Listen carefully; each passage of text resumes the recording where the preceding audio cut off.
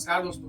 Finance minister Nirmala Sitharaman इसी साल फरवरी के महीने में बजट पेश करते वक्त यह अनाउंस किया था कि आरबीआई इसी फाइनेंशियल ईयर में सीबीडीसी को लॉन्च कर सकती है, यानी कि डिजिटल रूपी को लॉन्च कर सकती है। लेकिन अब हाल ही में एक रिपोर्ट के मुताबिक उम्मीद है कि आरबीआई इसे इसी साल के लास्ट तक इसे लॉन्च कर सकती है। डिजिटल रूपी और सीबीडीसी क्या होता है? इलेक्ट्रॉनिक पेमेंट जैसे यूपीआई, एनएफटी, आरटीजीएस से सीबीडीसी कैसे अलग है? क्या सीबीडीसी क्रिप्टो करेंसी के जैसा होगा या फिर इन दोनों में क्या समानताएं और असमानताएं होंगी? भारत को यह डिजिटल रूपी लाने की क्यों जरूरत पड़ गई और इस डिजिटल रूपी से हमें क्या फायदा और नुकसान हो सकता है? दुनिया में सीबीडीसी को लेकर क्या बातें चल रही है? इन सभी चीजों को हम इस वीडियो में कवर करने की कोशिश करेंगे। Introduction of a central bank digital currency will give a big boost to digital economy. It is therefore proposed to introduce digital rupee using blockchain and other technologies to be issued by the Reserve Bank of India starting 2022 and 23. सबसे पहले हम CBDC को समझते हैं। CBDC किसी भी देश के फिएट मुद्रा का डिजिटल रूप होगा। अब ये फिएट क्या है? फिएट का मतलब दुनिया भर में इस्तेमाल किए जाने वाले सिक्के और पेपर करेंसी को फिएट मनी कहते हैं। इसमें अमेरिकी डॉलर, भारतीय रुपए और ब्रिटिश पाउंड शामिल है। अगर हम फिएट करेंसी को आसान भाषा में समझने की कोशिश करें, अभी जो आपके वॉलेट में पैसे मौजूद है उसे हम फिएट करेंसी कह सकते हैं। चाहे वो आपके जेब में भरे हुए 500 के नोट हो या फिर 1, 2 और 5 के सिक्के, इसे हम फिएट करेंसी कह सकते हैं या फिर इसे हम फिएट मुद्रा भी कहते हैं। हर एक देश अपने फिएट मुद्रा को उसके देश के सेंट्रल बैंक द्वारा नियंत्रण किया जाता है। भारत के मामले में इसे आरबीआई कंट्रोल करती है। अगर सीबीडीसी लॉन्च होता है तो इसे भी हम डिजिटल रुपए कह सकते हैं, क्योंकि इसे सरकार द्वारा मान्यता प्राप्त होगा और इसे लीगल टेंडर भी कहा जाता है। डिजिटल करेंसी को आप अपने डिजिटल वॉलेट में रख सकते हैं। कंप्यूटर, फोन, लैपटॉप जैसी चीजों में वॉलेट का इस्तेमाल करके आप इस डिजिटल करेंसी को स्टोर कर रख सकते हैं। सीबीडीसी यानी कि सेंट्रल बैंक डिजिटल करेंसी को किसी भी देश के फिएट मुद्रा का एक डिजिटल रूप। आरबीआई हमेशा अपनी जरूरत के हिसाब से नोट को प्रिंट करते रहती है और डिस्ट्रॉय भी करती है, क्योंकि इकोनॉमी में सारी करेंसी का देखभाल आरबीआई ही करती है।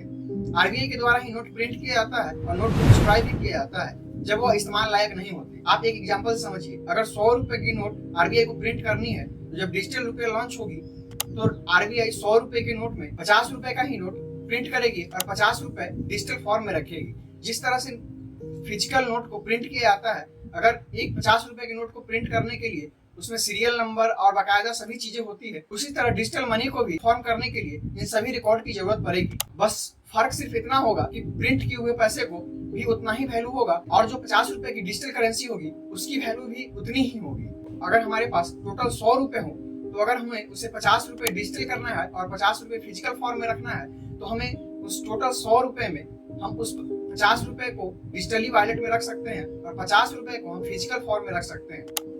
टोटल मिलाकर आपके पास 100 रुपए होंगे, ना कि आप 100 रुपए का नोट भी रख सकते हैं और 100 रुपए डिजिटली भी रख सकते हैं। पूरी इकोनॉमी में जितना पैसा होगा उसका जितना डिजिटल फॉर्म होगा वह उतना फिजिकल फॉर्म में कम हो सकता है। अगर मान लीजिए कि टोटल आरबीआई के पास 1 लाख रुपए है, तो टोटल अगर 1 लाख रुपए है तो उस 1 लाख रुपए को पूरी 1 लाख रुपए की नोट प्रिंट कर हम पूरी मार्केट में नहीं भेज सकते, क्योंकि अगर हमारे पास 1 लाख रुपए है तो उस 1 लाख रुपए को 50,000 को हम डिजिटली फॉर्म करेंगे ताकि वह टोटल 1 लाख रुपए ही हो। ऐसा नहीं हो सकता है कि अगर 1 लाख की करेंसी है हमारे पास तो वह 50,000 डिजिटली होगी और 50,000 फिर भी वह कैश में होगी। ऐसा नहीं होगा। जो करेंसी हमारे पास फिजिकल होगी वह डिजिटल नहीं हो सकती है और जो करेंसी डिजिटल होगी वह फिजिकल नहीं हो सकती है। इसका भी एक एग्जांपल आप समझिए कि अगर क्रिप्टो करेंसी का कोई फिजिकल रूप नहीं है, उसी प्रकार डिजिटल रुपए आने के बाद उसका कोई फिर फिजिकल फॉर्म नहीं रहेगा। वह पूरी तरीके से एक डिजिटल मनी होगी जिसे हम अपने फोन, लैपटॉप या टैबलेट में वॉलेट में रख सकेंगे। बाकी यह सब यूपीआई की तरह ही काम करेगा। इसमें कोई बैंक मीडिएटर की भूमिका नहीं निभाएगा। ये टोटली आरबीआई द्वारा कंट्रोल की जाएगी। डिजिटल रुपए की लेन देन की सारी जानकारी आरबीआई के नियंत्रण में होगी। इसमें कोई बैंक मीडिएटर की भूमिका नहीं निभाएगा। इस तरह से अभी यूपीआई में हम देखते हैं, अगर 100 रुपए आरबीआई प्रिंट करती है तो उसे हम लेने से मना नहीं कर सकते।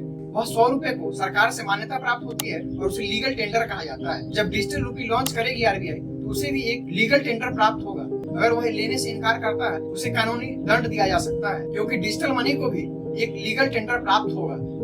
इसे भी हम एक एग्जांपल समझने की कोशिश करते हैं। डीमोनेटाइजेशन के बाद कोविड-19 से पहले मार्केट में सिक्के बहुत ज्यादा प्रचलन में आ गया था। बहुत सारे दुकानदार सिक्का लेने से मना कर रहे थे, जो कि लीगल नहीं था। इसी तरह से डिजिटल रुपया लॉन्च होने के बाद कोई भी व्यक्ति इसके लेन देन से इनकार नहीं कर सकता। फिलहाल इस डिजिटल करेंसी को इस्तेमाल करना कोई अनिवार्य नहीं होगा और अभी सिर्फ आरबीआई इसे होलसेल बिजनेस के लिए लॉन्च कर रही है। होलसेल बिजनेस अभी इसका लाभ उठा सकेंगे। होलसेल बिजनेस में इसे ट्रांजैक्शन के लिए इस्तेमाल किया जाएगा और होलसेल बिजनेस में इसका कम इस्तेमाल होगा, इसलिए इसका ट्रायल एरर भी एक हो सकता है। इसमें क्या खामियां हैं और इसकी क्या अच्छाइयां हैं, यह भी आरबीआई द्वारा इसकी जांच की जाएगी और फिर धीरे धीरे इसे पब्लिक भी एक्सेप्ट करने लगेगी, तब इसे रिटेल मार्केट में लाया जाएगा। न्यूज रिपोर्ट के मुताबिक इसी साल फाइनेंशियल ईयर में होलसेल बिजनेसेस इसका फायदा उठा सकेंगे। पहले चरण में रिटेल बिजनेस के लिए जारी इसलिए नहीं किया गया है कि अचानक अगर सरकार ऐसा करती है तो मार्केट अचानक डिस्टर्ब हो सकता है, जैसा कि हम डिमोनेटाइजेशन में भी देख चुके हैं।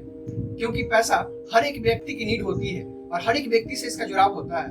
अगर थोड़ा सा भी इसमें ऊपर नीचे हुआ तो पूरी मार्केट डिस्टर्ब हो सकती है, पूरी इकोनॉमी नीचे जा सकती है, जिस तरह से हम डिमोनेटाइजेशन में देख चुके हैं। किसी बैंक के जरिए होकर इसे गुजरना पड़ता है। अगर मान लीजिए कि आप किसी ए पर्सन से किसी बी पर्सन को पैसे भेजने हैं, तो जरूरी होगा कि ए पर्सन भी अपने यूपीआई को अपने बैंक अकाउंट से लिंक करके रखे। बी पर्सन को भी यह अनिवार्य होगा कि वह अपने बैंक अकाउंट को यूपीआई से लिंक करके रखे, तभी यह दोनों पेमेंट सक्सेसफुली हो सकते हैं। जब ए बी को पेमेंट करेगा तो पूरी प्रोसेस बैंक के जरिए होकर गुजरेगी और तब यह बैंक एश्योर करेगी ए के अकाउंट से कटकर और बी के अकाउंट में क्रेडिट कर दिए गए हैं। यह बैंक की जिम्मेदारी होती है कि इस पेमेंट को एश्योर करे और जब ए बी को पैसा भेजेगा तो यह बैंक एश्योर करेगी कि ए के अकाउंट से पैसा कटेगा और बी के अकाउंट में क्रेडिट होगा। यह पूरी जिम्मेदारी उन बैंकों की होती है जिसके द्वारा यह पेमेंट किया जाता है। यदि आप किसी भी प्रकार के क्रेडिट कार्ड और डेबिट कार्ड का इस्तेमाल करते हैं तो उसमें बैंक की इन्वॉल्वमेंट होती है, क्योंकि बिना बैंक के ये प्रोसेस पूरी नहीं हो सकती और इन सभी इलेक्ट्रॉनिक पेमेंट को पूरा करने के लिए इसे बैंकिंग प्रोसेस से होकर गुजरना पड़ता है और इन इलेक्ट्रॉनिक पेमेंट में देश के कमर्शियल बैंक मिडिल मैन की भूमिका निभाती है और यहीं से अलग होता है सीबीडीसी। अगर सीबीडीसी को हम एक लाइन में समझना चाहें, सेंट्रल बैंक डिजिटल करेंसी को, तो हम ये कह सकते हैं कि UPI, NFT, RTGS, electronic net banking, electronic payment के माध्यमों को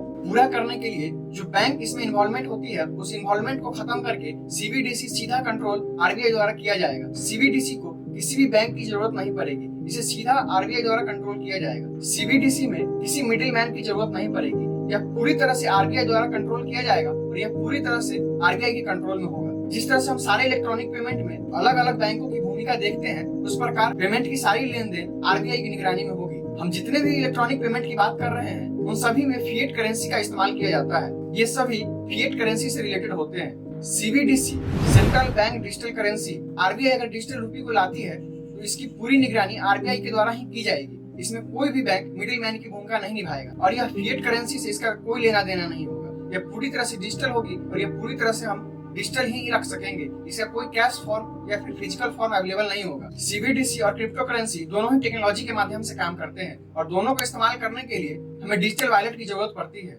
क्योंकि बिना डिजिटल वॉलेट के हम इसे रख नहीं सकते। क्रिप्टो करेंसी और सीबीडीसी दोनों को हम डिजिटल वॉलेट में ही रख सकते हैं, क्योंकि इसका कोई फिजिकल फॉर्म अवेलेबल नहीं होता है। क्रिप्टो करेंसी किसी के भी द्वारा कंट्रोल नहीं किया जाता, ना ही वह बैंक के द्वारा और ना ही किसी सरकार के द्वारा इसे कंट्रोल किया जा सकता है। यहाँ तक कि डेवलपर भी इसे कंट्रोल नहीं कर सकता। यह पूरी तरह से डिसेंट्रलाइज होता है। और यहाँ दूसरी तरफ देखें तो सीबीडीसी, जो कि केंद्रीय बैंक द्वारा कंट्रोल किया जाता है, किसी भी देश के केंद्रीय बैंक अपने सीबीडीसी को कंट्रोल कर सकती है और बिटकॉइन पर किसी का कंट्रोल नहीं होता। यहाँ दूसरी ओर देखें तो सीबीडीसी केंद्रीय बैंक द्वारा कंट्रोल किया जाता है। भारत के मामले में इसे आरबीआई कंट्रोल करेगी। सीबीडीसी की पूरी निगरानी आरबीआई द्वारा ही की जाएगी। इसके निर्माण, पूरा लेन देन आरबीआई के द्वारा ही किया जाएगा।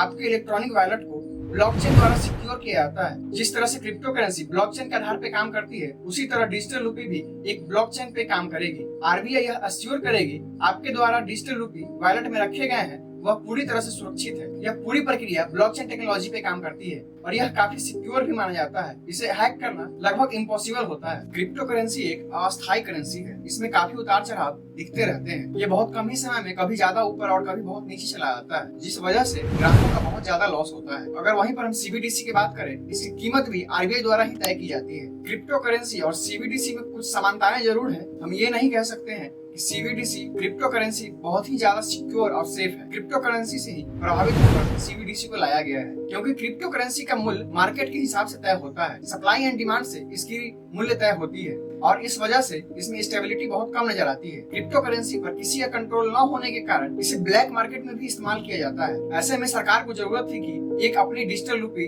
लॉन्च करे, एक ऐसी डिजिटल करेंसी पेश करे जो पूरी तरह से सरकार के कंट्रोल में हो, सरकार के नियंत्रण में हो। सीबीडीसी का मूल्य तय करने का अधिकार उस देश के सरकार को और उस देश की सेंट्रल बैंक की होगी। अमेरिका और चीन दोनों ही डिजिटल करेंसी पर बहुत तेजी से काम कर रहा है। ऐसे में हमें भी जरूरत है कि हम अपनी भी डिजिटल करेंसी तैयार रखें। ऐसे में हमें भी जरूरत है कि इन सब चीजों के लिए हम भी तैयार रहें, क्योंकि जब आने वाले समय में अमेरिका और चीन के बीच जब प्रॉक्सी वार शुरू होगा तब भारत भी कहीं न कहीं इसमें उलझता हुआ नजर आएगा। इस युद्ध से लड़ने के लिए हमने कहीं न कहीं अभी से ही तैयारी शुरू कर दी है। इसका इम्पैक्ट तुरंत नहीं दिखता है। जब भी किसी दो महाशक्तियों के बीच युद्ध होगी तो उसका प्रभाव पूरा देश पर पड़ेगा, और इन सब चीजों से तैयार रहने के लिए हमने अभी से ही इसकी शुरुआत कर दी है, जो कि आगे जाकर हमें पूरी मजबूत अर्थव्यवस्था को दिखाने में, प्रस्तुत करने में मदद करेगी। अक्टूबर 2020 में बहामास के सेंट्रल बैंक ने सेंट डॉलर जारी किया और यह दुनिया का सबसे पहला सीबीडीसी जिसने पूरे देश को कवर किया। और साथ ही नाइजीरिया में अक्टूबर के 2021 में नाइजीरिया ने सीबीडीसी स्थापना करने वाला पहला अफ्रीकी देश बन गया।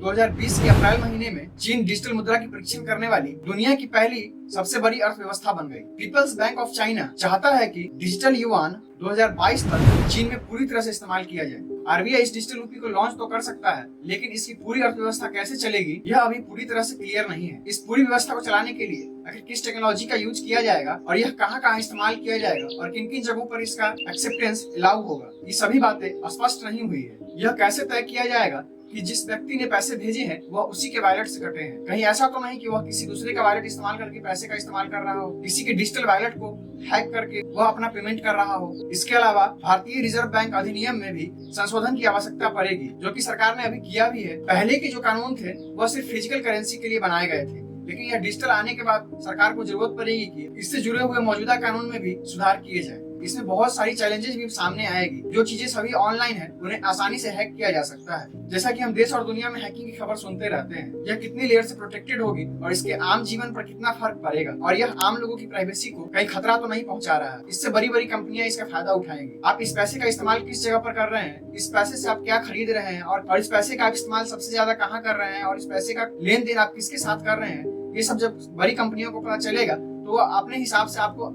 ऐड दिखाकर आपको मैनिपुलेट करने की कोशिश करेगी। लेकिन पैसे के मामलों में सबसे ज्यादा हैकिंग की खबर सुनने को मिलती है। तो इन सभी चीजों को लेकर सरकार क्या निर्णय लेती है? सरकार के पास एक बहुत बड़ी चैलेंज ये भी होगी कि भारत की साक्षरता भी एक बहुत बड़ा कारण हो सकता है। इन सब चीजों को देखते हुए सरकार, आम लोग इसका कैसे इस्तेमाल करेंगे, सरकार को इन सब चीजों पर भी ध्यान देना चाहिए। और लास्ट में मेरा एक ओपिनियन, जिस तरह से अभी हम यूपीआई का इस्तेमाल करते हैं तो हमें कोई भी दिक्कत आती तो हम सीधा बैंक से कंसल्ट करते हैं और उस प्रॉब्लम को रिजॉल्व करते हैं। जब यह यूपीआई आएगी तो सीधा आरबीआई द्वारा कंट्रोल किया जाएगा। इस पैसे को कोई नजदीकी बैंक से कोई मतलब नहीं होगा। तो इन सभी चीजों को भी ध्यान में रखना होगा कि अगर हमें कोई भी प्रॉब्लम हो तो ये कैसे आसानी से रिजॉल्व किया जाए। जब हम यूपीआई का इस्तेमाल करते हैं तो उसमें बैंक की इन्वॉल्वमेंट होती है, और बैंक कहीं हमारे आसपास ही होता है। जिस बैंक का मेरे पास अकाउंट है वह बैंक मेरे आसपास ही होगा। तो जाहिर सी बात है कि हमें कोई भी दिक्कत आती है यूपीआई पेमेंट से रिगार्डिंग, या फिर एनएफटी या फिर आरटीजीएस के रिगार्डिंग, तो हम उस बैंक से कंसल्ट करके उस प्रॉब्लम को हम सॉल्व कर सकते हैं। लेकिन डिजिटल करेंसी आने के बाद ये बातें नहीं रह जाएंगी, क्योंकि इसकी पूरी कंट्रोल आरबीआई करेगी। तो आरबीआई सब जगह मौजूद नहीं हो सकती, इसलिए हो सकता है कि वो ईमेल या टोल फ्री नंबर के जरिए इस समस्या को दूर करने की कोशिश करे। यह इतना आसान भी नहीं होगा कि तुरंत आपकी समस्या सुन ली जाए, क्योंकि